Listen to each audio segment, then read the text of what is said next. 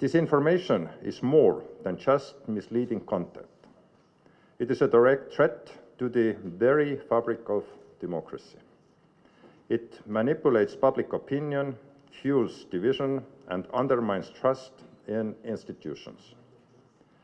What is also critical to any elections process is information integrity and voters' access to accurate, reliable, and authentic information. The importance of this was highlighted during the recent Romanian presidential elections, with serious indications that foreign actors interfered in the elections by using TikTok. This prompted the European Commission to launch formal proceedings against TikTok for a suspected breach of Digital Service Act concerning the platform's obligation to properly assess and mitigate systematic risks linked to elections integrity.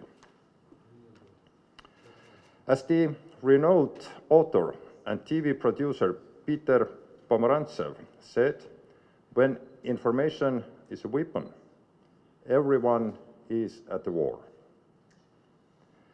Any individual can become a target of information manipulation. Today's findings, based on extensive analysis done by Birn Kosovo, will explain how this phenomenon played out during the elections period, who was behind it, and the far-reaching impact it had on the democratic process. We will soon hear from Birn's presentation of the main findings, but let me briefly highlight just a few critical points. The report reveals how disinformation narratives were propagated not only by domestic political actors, but also by external forces, with narratives aiming to destabilize public confidence in Kosovo electoral process.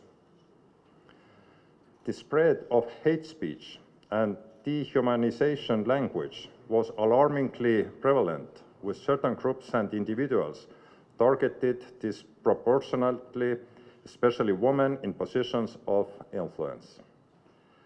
Political rhetorics descended into extreme forms of dehumanization, and unfortunately, much of this content remains accessible across various platforms even today. Furthermore, there was significant exploitation of sensitive issues such as security concerns and political rivalities, with misleading and often inflammatory content circulating widely.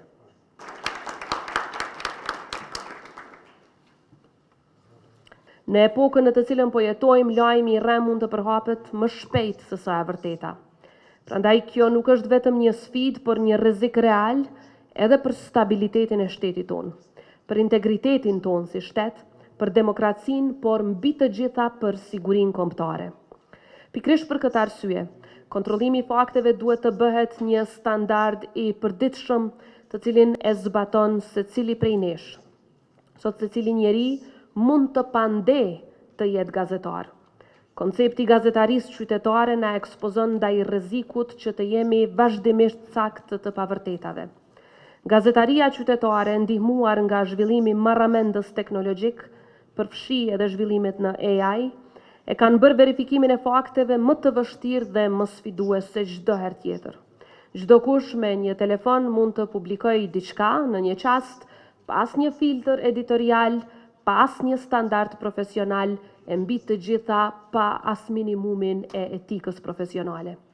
Inteligjenca artificiale, algoritmet e rrjeteve sociale dhe platformat e komunikimit të shpejt shpesh i japin përparësi senzacionalizmit mbi të vërtetën. Kjo ka krijuar një terren të përshtatshëm për dezinformimin, sidomos nga forca dashakeqe që vijnë prej jashtë shtetit tonë, duke e bërë edhe më të lehtë manipulimin e opinionit publik. Ne nuk duhet të lejojmë të jemi të manipuluar, nga se pa të vërtetën asnjëherë nuk mund të kemi demokraci të mirëfillt e shoqëri të suksesshme. Në kontekstin e ndryshimit të arkitekturës globale të sigurisë në botë, sot dezinformata nuk është thjesht një mjet propagandistik, por është një armë e luftës hibride që synon të minoj institucionet legjitime, të dobësoj besimin publik dhe të krijoj pasiguri në vendimarrje të cilat po kthehen prap e rrezikojnë sigurinë nacionale të vendit tonë. Prandaj kur dezinformatat lidhen drejt për drejt me shtetin dhe me shtyllat kryesore të shtetit, ato nuk janë më vetëm sulme ndaj individëve të caktuar, por ndaj vetë shtetit dhe shtyllave mbi të cilat qëndron ai shtet dhe ndaj vetë sigurisë së tij. Luftës së tillë hibride i ndihmon jashtëzakonisht shumë edhe gjuha e urrëtijes, e cila lidhet ngushtë me mos verifikimin e fakteve, duke qenë se shpesh buron nga dezinformata dhe manipulimi i qëllimshëm i realitetit. E shpesh herë, më të sulmuarat në këtë drejtim janë pikrisht gratë. Shpërndarja e dezinformatave të paverifikuara krijon perceptim të gabuar. Një situatë e tillë shfrytëzohet nga ata që synojnë destabilizimin, duke përdorur një diskurs përçarës që nxit urrëtie, edhe dhunë. Në këtë mënyrë, mos verifikimi i fakteve nuk është vetëm një sfidë për gazetarin, por është një katalizator që pastaj krijon polarizim shoqëror edhe konflikte të brendshme. Shteti ynë, bashkë me kontributin e secilit prej jush, është ndërtuar mbi vlerat e demokracisë, të vërtetës, që siç e përmendi Jeta, pikrisht pse është mbrojtur e është thënë, në kohrat më të rënda të historisë sonë na e solli lirinë. Por është edhe rezultat i vlerave të transparencës. Por këto vlera nuk mund të mbrohen vetëm nga institucionet, por kërkojnë përgjegjësi kolektive dhe punë të gjithë secilit. Ndaj sot më shumë se kurrë duhet i bashkojmë forcat, të punojmë me media profesionale që i shërbejnë të së vërtetës. Në kontekstin e sigurisë shtetërore, mos verifikimi i fakteve nuk është thjesht një problem etik apo profesional i medias, por shndrohet në kërcënim serioz ndaj shtetit. Është detyrë e gjithëve ta mbrojë të vërtetën si një mburoj kundër këtyre kërcënimeve dhe strategjive destabilizuese, të cilat kanë për qëllim që shtetin tonë ta shndrojnë në një shtet të pasuksesshëm. Akter të huaj, veçanërisht Rusia dhe Serbia, siç e dini, kanë promovuar aktivisht dezinformimin dhe narrativat përqarse për ta minuar besueshmërinë në proceset demokratike në Kosovë. Mediat mbështetura nga Rusia, si Sputnik, RT e të tjera, kanë luajtur një rol në përhapjen e dezinformatave mbi integritetin zgjedhor të Kosovës dhe në nxitjen e tensioneve në rajonin tonë. Prandaj, na duhet vigjilencë jo vetëm shtetërore, por edhe vigjilencë gjithëshoqërore. Ne të gjithë duhet të jemi gardian të verifikimit të fakteve. Nuk duhet të rreshtim së verifikuari. Verifikim dhe konfirmim i verifikimit në mënyrë që mos të bijem prej e këtyre tendencave dashakeqe në asnjë situatë. Na duhen edhe qytetarë të vetëdijshëm dhe këtu mund të kontribuojmë të gjithë nëpërmjet platformave siç edhe ju bashkëpunoni, në mënyrë që ata mos të bien prej e dezinformatave, por të kërkojnë burime të besueshme dhe të verifikojnë informacionin para se ta shpërndajnë. Liria e shprehjes është një ndër shtyllat e të drejtave dhe lirive themelore, e mbrojtur me kushtetutë. Por ajo nuk është e pakufizuar dhe nuk është absolute, siç e thotë edhe vetë kushtetuta jonë, e cila tregon se në cilat raste mund të kufizohet liria e shprehjes. Nuk është liri e shprehjes të thirrësh për vrasje. Nuk është liri e shprehjes të bësh thirrje për dhunë. Nuk është liri e shprehjes të kërkosh që dikush të vritet me plumb në ballë. Nuk është liri e shprehjes të nxitësh urrëtie. Nuk është liri e shprehjes ta rrezikosh sigurinë nacionale duke u bazuar në dezinformata. Sigurinë nacionale të këtij shteti për cilin keni kontribuar secili prej jush, të shtetit tonë të përbashkët. Nuk është liri e shprehjes. Të bësh thirrje për vrasje është krim, është vepër penale, jo liri e shprehjes. Të bësh thirrje që një grua të dhunohet se e ka lyp, se ashtu e ka dasht plumbi në ballë, është krim. Është nxitje për ta vrarë edhe një tjetër grua, nuk është liri e shprehjes. Nxitja e urrëties në asnjë shtet demokratik dhe nxitja e dhunës në asnjë shtet demokratik nuk janë liri e shprehjes. Nuk mund të konsiderohen të tilla as në demokracinë kosovare.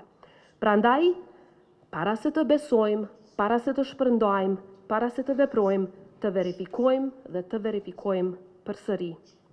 Mos të lejojmë që gënjeshtrat të bëhen histori, të shndrohen në një realitet të prezentuar para qytetarëve tanë edhe pse të bazuar në gënjeshtra, e dezinformatat ta përcaktojnë rrugën tonë përpara.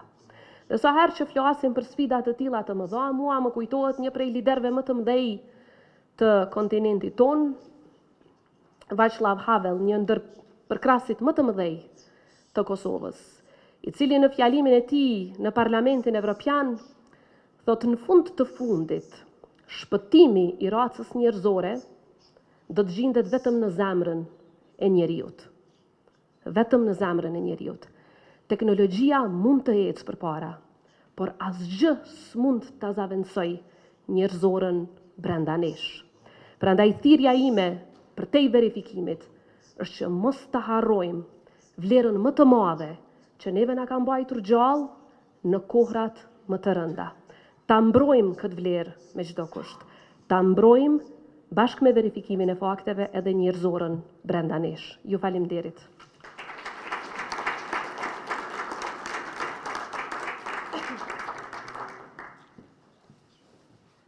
Ajo që ka kemi mri me konstatu dhe duhet me përmend, janë një varg elementës të cilat pastaj do t'i elaboroj, mirë po është shumë e qartë që gjatë zgjedhjeve të fundit në Kosovë ka pas një fushat dezinformuese dhe një fushat me materiale të urrejtjes e cila është nisë dhe është kriju prej Kremlinit, pra prej qeverisë ruse.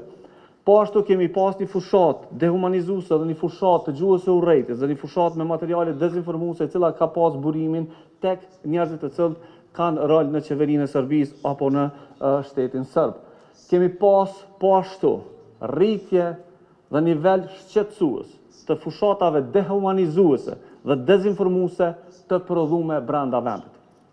Problemi është që ne nuk e kemi më tash veç influencën e huaj, mirë po burimi i problemit na janë shndru edhe politikanët dhe njerëzit të cilët janë influencer brenda vendit të cilët identifikon raporti. Rrjetet sociale në këtë formë dhe në këtë situatë në raport konstatohen si problem shumë serioz, për shkak se kanë kriju mundësi të multiplifikimit të narrativave dezinformuese, të gjuhës së urrejtjes, po dhe në raste edhe të krijimit të saj. Inteligjenca artificiale ka një rritje të teprume ose të shtume në përdorim në prodhim të gjuhës dehumanizuese, po dhe të gjuhës së urrejtjes në raport me zgjedhjet tona. Ajo që vazhdojmë me e konfirmu është që influenca kineze vazhdon me qenë në mediat tona. Pak fjalë për ato që na njohim si ndikimi i Kremlinit në zgjedhjet në Kosovë. Teknika ka qenë shumë e thjeshtë, teknika ka pas një orientim strategjik dhe teknika ka pas disa targete kryesore të cilat kanë pas qëllim dëmtimin e integritetit dhe kredibilitetit të zgjedhjeve të cilat janë ndërtuar në vendin tonë. E para, normalisht mesazhet kryesore kanë nisë prej liderëve ose politikanëve rus. Kemi vrejt që brenda ma pak se 2 muajve 32 mesazhe kanë ardhur prej politikanëve rus, të cilat janë shpërndar pastaj tu i përdor mediat e financuar prej Rusisë, siç është Sputniku edhe Russia Today, e pastaj tu repliku prej sidomos liderëve qeveritar të Serbisë apo politikanëve të lidhur me ta. Pra, po flasim për 32 mesazhe të cilat janë të qarta dhe kanë synime dezinformuese për realitetet e Kosovës e po ashtu për orientimin strategjik të vendit tonë.